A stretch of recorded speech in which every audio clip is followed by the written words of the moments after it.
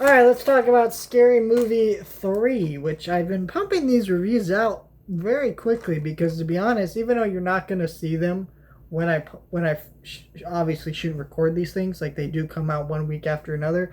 This week I watched Scary Movie 2, then I watched Scary Movie 3, which is not normally how I do things. I usually make sure I'm watching one week to week as I'm shooting like a week before the video comes out. That way the video's ready to go up and stuff.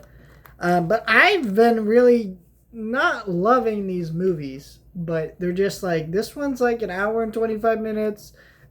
Four's not like an hour and a half, so I'll probably watch that by Monday, and then I'll probably make sure to watch part four on or part five and just be done because part of me, I'm gonna be honest, is not really enjoying these movies that much. I'm really just gonna be upfront here.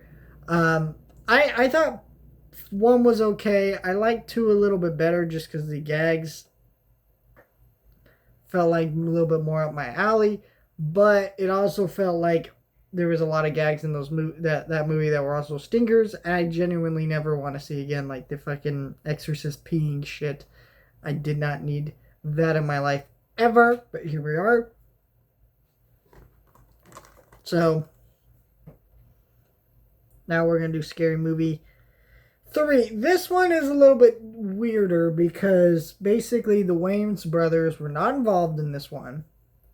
They had left because they had creative differences with the Weinstein Company and the Weinstein people, and they just were like, "Yeah, we're not doing this." So they left, and so they kind of went in a new creative direction.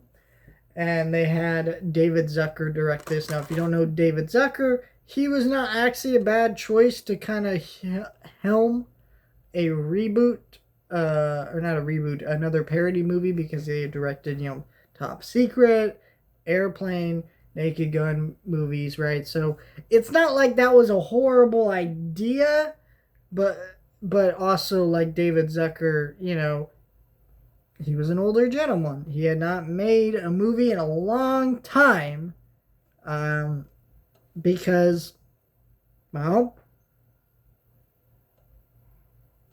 actually, I don't know if he hadn't made a movie in a long time, but it felt like it was a long time since his prime of making parody movies. And this movie came out in 2003, the year I was born. So, and this movie is also a little bit different because the other movies mostly stuck to actually parodying horror movies, and this one feels a little bit more like what the modern times of parody movies would do, which is essentially you got stuff like Not Another Teen Movie, Disaster Movie, all these different movies, that would parody like one movie, but there also be other parodies within the movie, and those were all fucking terrible and killed the genre. And this is kind of the beginning of that.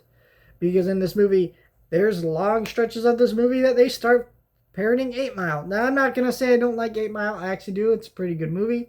Eminem is cool. I like Eminem. I don't like a lot of his new music, but he has a pretty cool story. He's a pretty cool artist, right? Even if his music now was kind of trash. Don't at me. I think that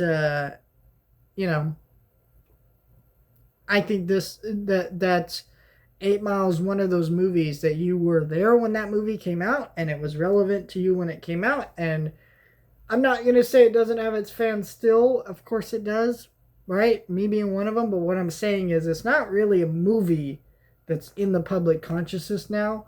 And so, like, I feel like, the original scary movies, like, they're parodying stuff like The Exorcist, Scream, and maybe a few modern horror movies. But they were doing a good job of parodying stuff that had stuck in the cultural zeitgeist and was relevant to our modern times and felt like a really cool special thing. Where this movie doesn't feel like it's doing that. I mean, and it just felt like, okay.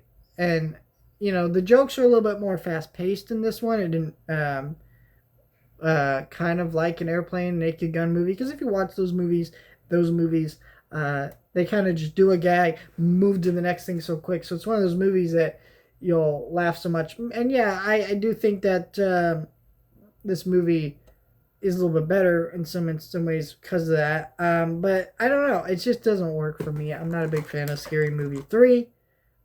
Next week we'll be talking about Scary Movie 4, which, man, I've heard such bad things about that one. Not excited to touch that. Especially 5. Not excited to touch 5. Like it all. But we'll get there. We'll get there. Yeah. I don't know, man. I didn't care for it too much.